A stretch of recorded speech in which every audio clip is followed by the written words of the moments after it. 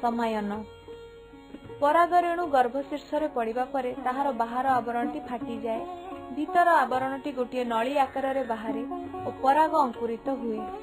एही नली गर्भदंड मध्य दे भ्रूणाशय आड़कू बढ़े, एहाकू पराग नली कुहाଯାଏ। पराग अंकुरित हेबा समय रे एहा समविभाजन प्रक्रिया रे विभाजित होई प्रथमे अंगीय कोष और जनन कोष सृष्टि करे। जनन कोष पुनर्बार एही प्रक्रिया रे विभाजित होई दुईटी पुं जुग्मक सृष्टि करे। पराग नली रे किछि कोषरस सहित दुईटी पुं जुग्मक और गोटे नली नष्टि थाए। क्रमे पराग नली बीजरंध्र बाट दे डिंबाशय थिबा भ्रूणाशय मध्य रे प्रवेश करे।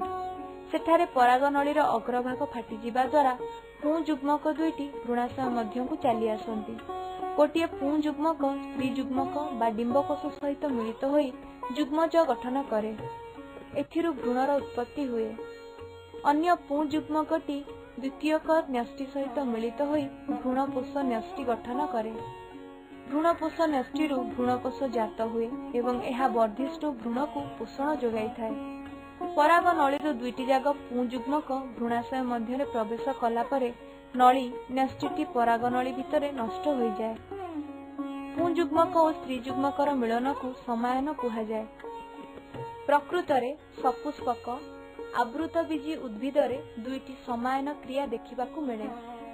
प्रथमटी हेला गोटे पुं जुग्मक सहित डिंबाणु बा डिंबकोषर समायन और अन्यटी हेला द्वितीयक न्यष्टि सहित द्वितीय पुं जुग्मकर मिलन। प्रथम प्रक्रिया रे जुग्मज सृष्टि होथिबा बेले द्वितीय प्रक्रिया रे भ्रूणपोष न्यष्टि सृष्टि हुए।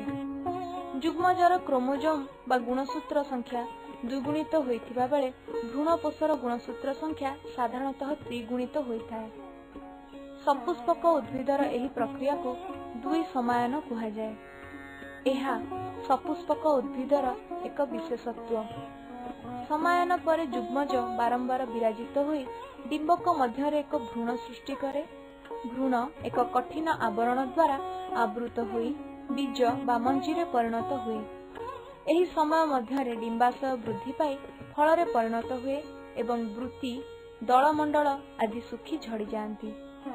फूलर किछि अंश फल रे थिबा देखिछ कि मंजी मध्य भ्रूण बा भविष्यतर उद्भिदटी रहिथाए।